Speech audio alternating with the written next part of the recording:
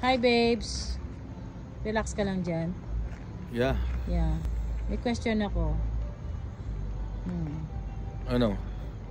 Ano yung feeling na may tumawag sa atin tapos kinukuha ka ng prawn act na hindi mo inaasahan?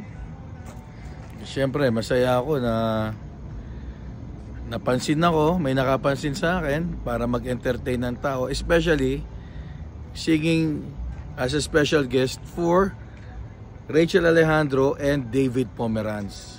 Siyempre masaya ako kasi I know those artists and I'm a fan of them. David Pomeranz, yung bayaw ko sa kasal niya, yan ang kinanta. Got to believe in magic. Tell me how do people find each other in a world that's full of strangers. Di ba? Yeah. Okay. Thank you.